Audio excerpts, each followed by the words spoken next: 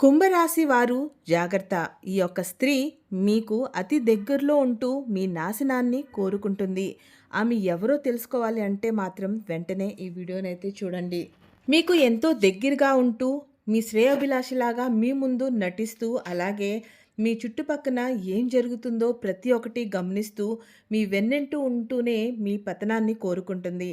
మరైతే మన జీవితంలో ఎన్నో రకాల బంధాలు మనల్కి కలిగి ఉంటాయి. మన చుట్టుపక్కన ప్రతి ఒక్క బంధం ఏదైతే ఉంటుందో అదో ఎంతో స్వచ్ఛందంగా ఉంటుందని చెప్పేసి మనం అనుకుంటాం. మన జీవితంలో ఎంతో రకాల స్త్రీలు ఉంటారు. అమ్మ, చెల్లి, భార్య, పిన్ని, అత్త, ఈ విధంగా ఎన్నో బంధాల్ని మనం కలగజేసుకొని ఉంటాము. కానీ వీళ్ళలో ఎవరు ఆ స్త్రీ? ఎలా మనం కనిపెట్టేది? ఇవన్నీ కూడా ఇప్పుడు చాలా క్లియర్‌గా ఇప్పుడు మనం ఈ వీడియోలో చూసి తెలుసుకుందాం. అయిన వాళ్ళైతే ఏ విధంగా వాళ్ళ నుంచి మనం జాగ్రత్త పడొచ్చు? అదే బయట వాళ్ళ స్త్రీ అయితే ఏమి చేయాలి? ప్రతి ఒక్కటి, అలాగే మీరు చేసుకోవాల్సిన పరిహారం అంతా చాలా వివరంగా ఈ వీడియోలో మేము మీకు తెలియచేస్తాం. మరైతే వీడియోలోకి వెళ్ళబోయే ముందు మీలో ఎవరైనా ఇంకా కూడా మా ఛానల్‌ని సబ్స్క్రైబ్ చేయకపోతే వెంటనే సబ్స్క్రైబ్ చేయండి. పక్కనే ఉన్న బెల్ ఐకాన్ని ప్రెస్ చేసి ఆల్ అని క్లిక్ చేయండి. దాంతో మేము పెట్టేటువంటి అన్ని డివోషనల్ వీడియోస్ వెంటనే ముందే మీ దగ్గరికి నోటిఫికేషన్ రూపంలో వచ్చేస్తుంది. మీ జీవితాన్ని, మిమ్మల్ని పూర్తిగా నాశనం చేయాలని చెప్పేసి పన్నాగం కట్టుకుంది ఈ స్త్రీ. తను మీ ఎదుగుదలని ఏమాత్రం కూడా ఓరవలేదు. మిమ్మల్ని చూస్తూనే తను ప్రతి ఒక్క అడుగనేది వేస్తూ ఉంది. ఒక రకంగా చెప్పాలి అనంటే మీ గురించి పూర్తిగా అవగాహన ఉంటూనే మీరు ఎవరు, ఏంటి, ఎప్పుడు ఏం చేస్తారో, ఏమి ఇష్టమో ప్రతి ఒక్కటి కూడా ఎంతో దగ్గరగా ఉండి ప్రతి ఒక్కటి గమనిస్తూనే మీ కల్లే ఇటువంటి అడుగుల్ని వేస్తూ ఉంది. మీ జీవితానికి సంబంధించిన ప్రతి ఒక్క మాటని ఎంతో క్లుప్తంగా తెలుసుకుంటుంది.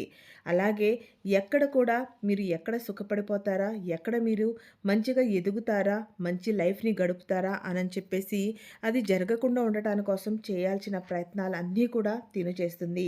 ఒక రకంగా చెప్పాలి అనంటే మీరు రాత్రిపూట ఎంతో ప్రశాంతంగా నిద్రించే సమయంలో వీళ్ళు మీకు సంబంధించిన వస్తువుల్ని మీ దగ్గర నుంచే ఎంతో తెలివిగా తీసుకుంటూ మీ ఫోటోలకి చిన్న చిన్న తాంత్రిక క్రియలు కూడా చేస్తున్నారు.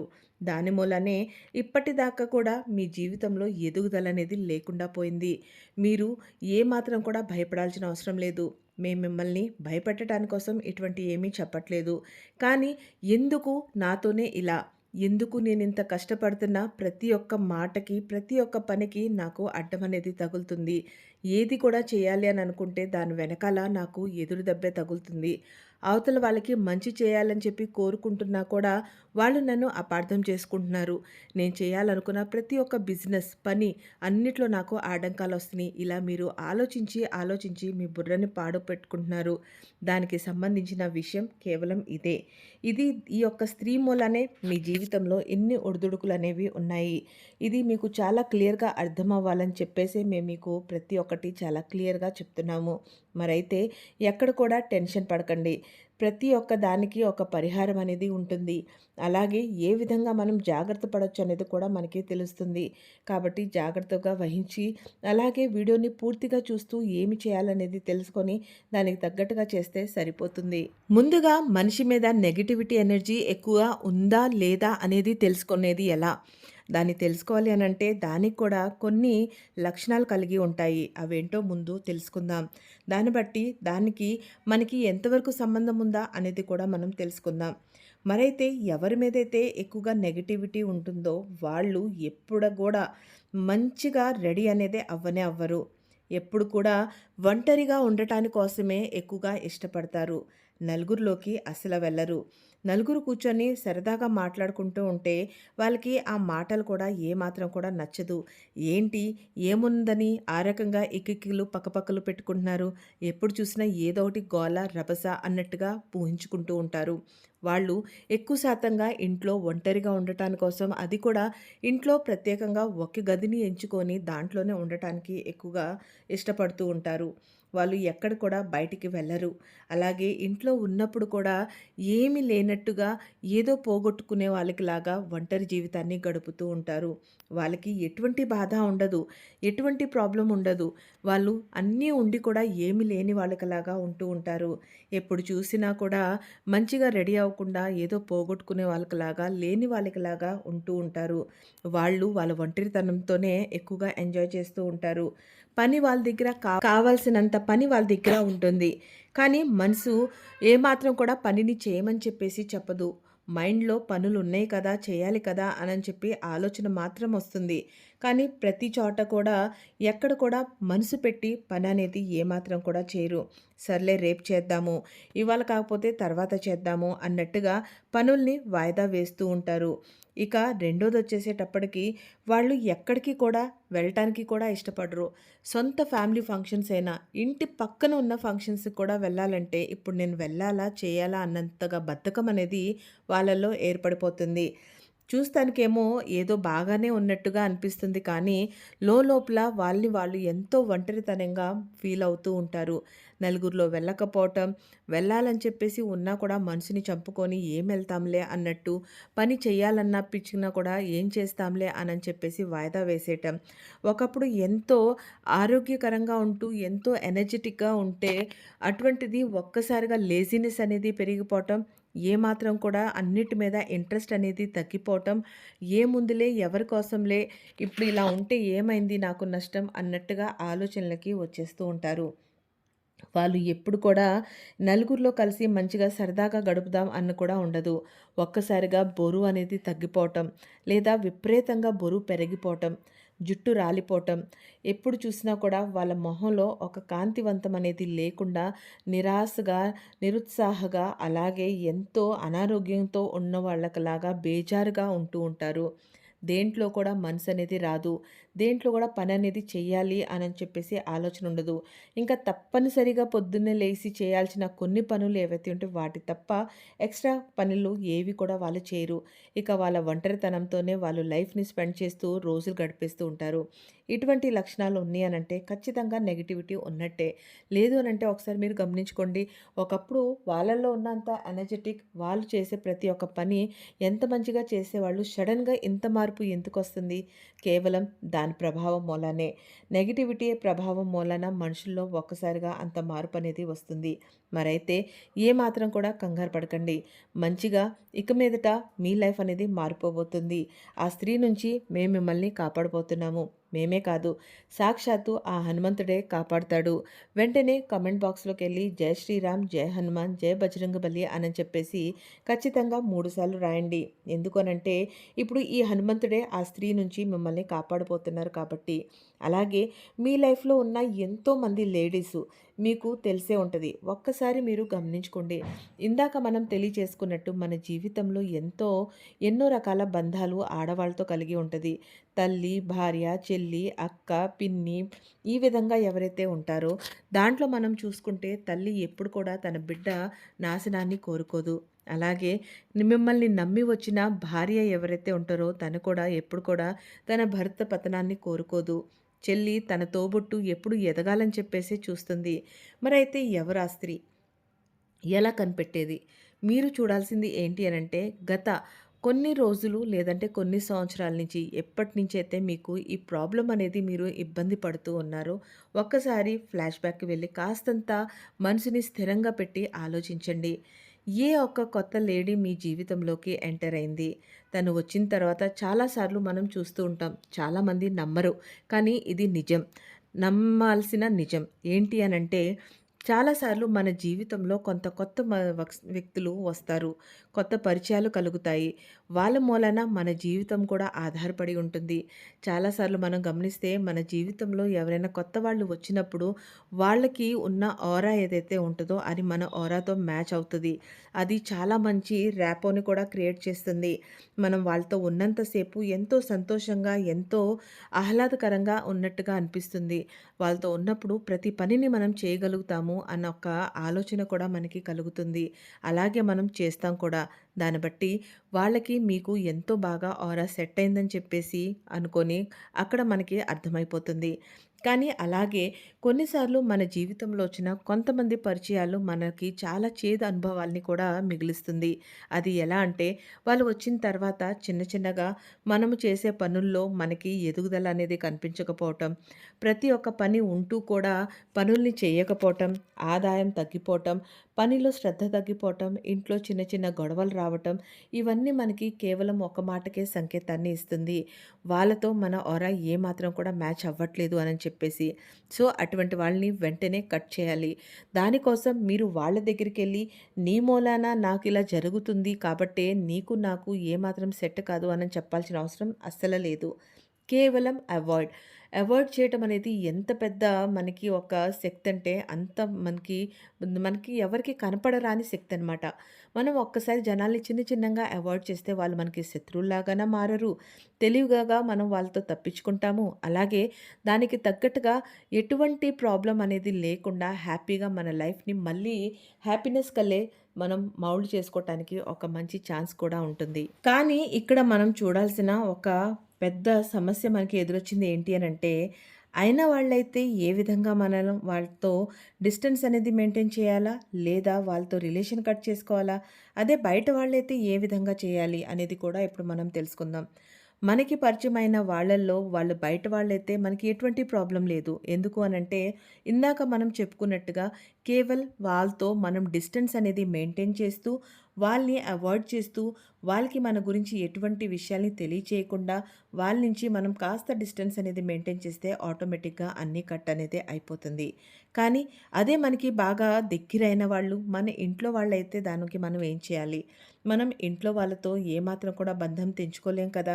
వాళ్ళతో మన ఆరా మ్యాచ్ అవ్వట్లేదు అననంటే, మనం వాళ్ళతో నీకు నాకు ఏమాత్రం సెట్ కావట్లేదు కాబట్టి ఇంట్లోంచి నువ్వు వెళ్ళిపో. నీకు నాకు ఏమాత్రం కూడా కలగదు. ఏమాత్రం కూడా మన జీవితం మంచిగా సాగదు అని చెప్పేసి ఇలా చిన్న చిన్న వాటికి బంధాలను తెంచుకుంటూ మనం పోలేము. కాబట్టి దానికి కూడా ఒక మార్గం ఉంది. అదేంటో కూడా ఇప్పుడు మనం తెలుసుకుందాం. మరైతే దీనికి పరిహారంగా మీరు చేయాల్సిన ఒక పని. మీరు ముందుగా ఎంతో ప్రశాంతంగా ఫస్ట్ ఆఫ్ ఆల్ ఎవరు ఆ వ్యక్తి?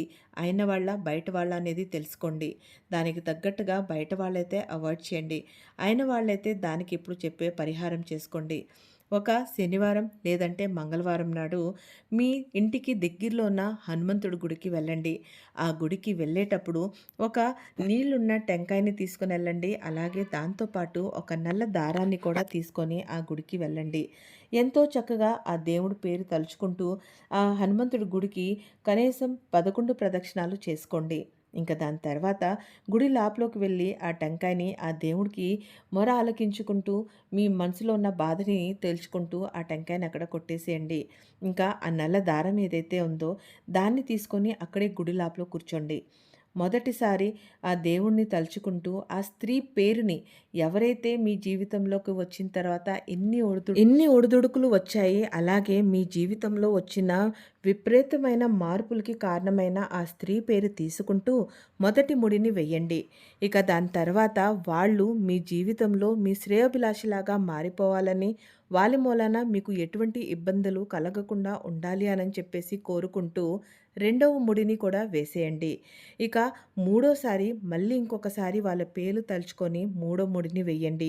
ఇలా మీరు తీసుకునెళ్ళిన ఆ నల్ల దారానికి 3 ముళ్ళుగా 3 స్టెప్పులుగా వేసుకోండి. మొదటిసారి వాళ్ళ పేరు తీసుకొని, రెండోసారి వాళ్ళు మీకు సన్నిహితులుగా మంచి చేసే వాళ్ళకిలాగా మారిపోవాలని, మూడోసారి మళ్ళీ వారి పేరు తలుచుకొని 3 ముళ్ళైతే వేసేయండి. ఇక అక్కడే గుడిలో కూర్చొని మీకు ఎలా నచ్చితే అలా యాతో దాన్ని మెడలోకి ధరించండి. లేదు అనంటే మీ మణికట్టుకి ధరించుకోండి. మీకు ఎలా నచ్చితే అలా చేతికి కానీ, మెడకు కానీ దాన్ని వేసుకోండి. ఆ నల్ల దారం మీ దగ్గర ఉన్నంత వరకు ఎవరు కూడా మిమ్మల్ని ఏమీ చేయలేరు. ఇక ఇందాక తీసుకుని వెళ్ళిన టెంకాయ ఏదైతే దేవుడి దగ్గర కొట్టారో దాన్ని ప్రసాదంగా మనకి ఇస్తారు కదా! దాన్ని తీసుకుని వెళ్ళి మీరు తినకూడదు, ఇంకెవరికీ పెట్టకూడదు. ఎవరి మూలాన, ఎటువంటి స్త్రీల మూలాన మీకు ఇబ్బంది కలుగుతుంది అని అనుకుంటున్నారో వాళ్ళకి మాత్రమే దాన్ని తీసుకునెళ్ళి పెట్టండి ప్రసాదం రూపంలో. ఇంకా దాని తర్వాత మీరే చూస్తారు కదా! మీ జీవితంలో అద్భుతమైన మార్పులనేవి వస్తాయి. మీకు ఇప్పుడు దాకా జరిగిన నష్టం కాస్త చిన్నంగా మారిపోతుంది. మీరు చేసే ప్రతి ఒక్క పనిలో మీకు మంచిగా దారనేది కనపడుతుంది. మీరు పడే ఇబ్బందులన్నీ తొలగిపోతాయి. మీ ఇంటిలో ఇప్పటిదాకా దాకున్న చిరాకు, చికాకులు, గొడవలు అన్నీ కూడా పోయి మంచిగా మీ లైఫ్ అనేది మారిపోతుంది.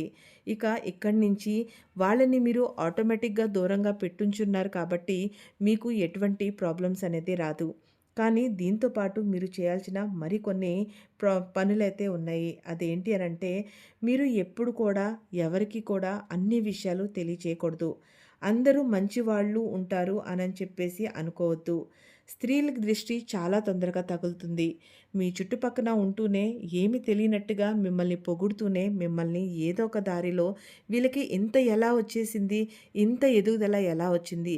వీళ్ళింట్లో ఇవన్నీ ఉన్నాయి. మన దగ్గర ఇవన్నీ లేవు. ఎందుకు లేవు? మనం కూడా కష్టపడితే మనం కూడా సంపాదించుకోవచ్చు. మనం కూడా తెచ్చుకోవచ్చు అన్న భావన కలిగిన వాళ్ళు చాలా తక్కువ ఉంటారు. వాళ్ళు ఎక్కువగా వీరికి ఇవన్నీ వస్తున్నాయి కాబట్టి కుళ్ళుకుంటూ, దిష్టి తగిలిస్తున్నట్టుగా మనకల్లే చూస్తూ ప్రతిదానికి ఏడుపనేది ఏడుస్తూ ఉంటారు.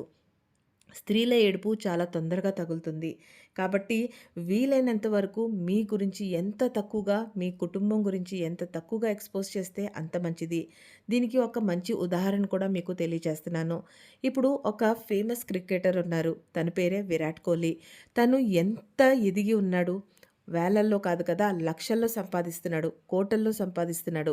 తన భార్య అనుష్క కూడా ఒక బాగా ఫేమస్ అయిన ఫిల్మ్ హీరోయిన్. తను కూడా ఎంతో ఎక్కువగా సంపాదిస్తున్నారు. ఇద్దరిది చూస్తే సంపాదన కోట్లల్లో ఉంటుంది. వాళ్ళకి దేనికి కూడా ఎటువంటి కూడా లోపం అనేది లేదు. అన్నీ కావాల్సినట్టుగా వాళ్ళు ఏర్పరుచుకుంటారు. కానీ మీరు గమనించారా? ఇన్‌స్టాగ్రామ్‌లో కానీ, ఫేస్‌బుక్‌లో కానీ ఎక్కడైనా సరే వాళ్ళ గురించి ఎంతవరకు జనాలకి తెలియాలో అంతవరకే తెలిచేలాగా చేస్తారు. వాళ్ళ కుటుంబం గురించి, వాళ్ళ పిల్లల గురించి, వాళ్ళకి ఉన్న బిజినెస్‌ల గురించి ఎప్పుడు కూడా, ఎక్కడ కూడా ఓపెన్‌గా చెప్పరు. విరాట్ కోహ్లీ పేరు మీద ఎన్నో రకాల రెస్టారెంట్స్ ఉన్నాయి. ఎన్నో రకాల బిజినెస్‌లున్నాయి. అలాగే అనుష్క పేరు మీద కూడా ఎన్నో ఉన్నాయి. కానీ ఇది వాళ్ళది అనని చెప్పేసి మనలో ఎంతమందికి తెలుసు? చాలా తక్కువ. చాలా తక్కువ అంటే చాలా తక్కువ తెలుసు. అలాగే వాళ్ళ పిల్లల పేర్లు కూడా ఎంతో సమయం తర్వాత బయటపెట్టారు. వాళ్ళ పిల్లలు ఎక్కడ చదువుతున్నారు? ఎలా ఉన్నారు? వాళ్ళతో ఎటువంటి టైమ్ స్పెండ్ చేస్తున్నారు? అనేది కూడా వాళ్ళు ఎంతో వాళ్ళకి సంబంధించిన ఒక్క పోస్ట్ పెడితే చాలు లక్షల్లో వ్యూస్ వస్తాయి. ఎంతో ఎక్కువగా డబ్బులొస్తాయి. కానీ వాళ్ళిక్కడ డబ్బులకి ఆశపడలేదు. షో ఆఫ్‌కి అంతకన్నా ఆశపడలేదు. వాళ్ళ ఫ్యామిలీ గురించి ఎంత తక్కువ జనాలకి తెలిస్తే అంత తక్కువ వాళ్ళకి ఎక్కువగా జనాల దృష్టి అనేది తగలకుండా ఉంటుంది అనని చెప్పేసి ఎంతో సీక్రెట్‌గా మెయింటైన్ చేస్తూ వస్తున్నారు. వాళ్ళ ఫ్యామిలీని ఎప్పుడు కూడా ఎవరి దగ్గర ఎక్స్‌పోజ్ అనేది చేయలేదు. ప్రతి మనిషి జీవితంలో తన ఫ్యామిలీ, తన సంపాదన ఎంత తక్కువైతే జనాల మధ్యలో ఎక్స్‌పోజ్ చేస్తారో అంతే వాళ్ళకి ఎదుగుదల అనేది ఉంటుంది. ఎందుకంటే చెడు దృష్టి అనేది వాళ్ళకి తగలదు కదా! అందుకోసమని చెప్పేసి. నరుడు కంటికి నల్లరాయి కూడా పగిలిపోతుంది అనని చెప్పేసి మన పెద్దవాళ్ళు మనకి తెలియచేసే ఉన్నారు. అయినా కూడా ఈ రోజుల్లో ప్రతివోడు ఎంతసేపటికి షో ఆఫ్ చేస్తూనే ఉంటాడు. వాడు రూ. 10 సంపాదిస్తున్నా లక్షల్లో సంపాదిస్తున్నంత బిల్డప్ ఇస్తూ ఉంటాడు. కానీ లక్షల్లో సంపాదించే వాళ్ళు ఎప్పుడు కూడా మేము ఇంత సంపాదిస్తున్నామని చెప్పేసి తెలియచేయరు. అదే వాళ్ళకున్న తెలివితనం అనమాట. అలాగే వేరే వాళ్ళ దృష్టికి తగలకుండా ఉండటాని కోసం వాళ్ళు పడే జాగ్రత్తలు. అలాగే మీరు గమనించుంటే అంత పెద్ద క్రికెటర్, అంత ఫేమస్ ఫిల్మ్ స్టార్ అయినా సరే వాళ్ళిద్దరూ దేవుడు భక్తిని ఎంతో ఎక్కువగా నమ్ముతారు. వాళ్ళు నమ్మే గురువు ప్రేమానంద్ మహారాజ్ గారు. ఆయన గురించి ఎంతో ఎక్కువగా వాళ్ళు మాట్లాడుతూ ఉంటారు. ఆయన దర్శనానికి వెళ్తూ ఉంటారు. ఆ రాధారాణి పేరుని జపిస్తూ ఉంటారు. మెడలో తులసి మాలని ధరించారు. ఇక ఆ రాధారాణి పేరుని స్మరించుకుంటూ తన లైఫ్‌ని గడుపుతున్నారు. సో, మనిషి ఎంత ఎదిగినా సరే ఆ దేవుణ్ణి ఎప్పుడు కూడా మర్చిపోకూడదు. మనం ఎంత ఎక్కువగా అయితే దేవుణ్ణి నమ్ముతామో ఆ దేవుడు మన వెన్నంటూ ఉంటూ మనల్ని అంతే మంచిగా కాపాడుతూ ఉంటాడు. కాబట్టి దైవభక్తి అనేది మనుషులకి చాలా అవసరము. అలాగే కష్టం వచ్చినప్పుడు దేవుణ్ణి గుర్తుపెట్టుకొని మనకి అంతా మంచి జరిగినప్పుడు ఆ దేవుణ్ణి మర్చిపోవటం అనేది ఏమాత్రం కూడా తెలివిగలతనం కాదు. మూర్ఖత్వం కిందకే వస్తుంది. ఎప్పుడు కూడా ఆ దేవుణ్ణి మీరు ఆశ్రయ కోరుతూ ఉండాలి. ఆ దేవుడి చల్లటి దీవెనలు ఎప్పుడు మీకు ఉండాలని చెప్పేసి కోరుకుంటూ ఉండాలి. అప్పుడే మీ జీవితంలో ఎదుగుదల అనేది చాలా బాగా ఉంటుంది. సో ఫ్రెండ్స్ చూశారు కదా! మీ జీవితాన్ని ఓపెన్ బుక్‌గా అందరి ముందు పెట్టకండి. ఎంత తక్కువగా మీరు మీ గురించి బయట వాళ్ళకి తెలియచేస్తే అంతే మంచిది. ఇక అయిన వాళ్ళైతే వాళ్ళ కోసం ఎటువంటి పరిహారం చేసుకోవాలో కూడా చెప్పాము. బయట వాళ్ళైతే వాళ్ళని ఎలా కట్ ఆఫ్ చేయాలనేది కూడా తెలియచేశాము. మరైతే మీరు ఎంతో జాగ్రత్త పడుతూ మీ జీవితంలో వచ్చే ఈ మార్పుల్ని ఏదైతే ఉందో వాటి నుంచి మిమ్మల్ని మీరు కాపాడుకోండి. మీకు తెలిసిన కుంభరాశి వాళ్ళకి కూడా ఈ వీడియోని సెండ్ చేయండి. మీరు కూడా ఎంతో జాగ్రత్త పడండి. వీడియో నచ్చితే తప్పకుండా లైక్ చేయండి. మీ యొక్క చిన్న లైక్ మాకెంతో ప్రోత్సాహాన్ని కలిగిస్తుంది. Thank you so much friends.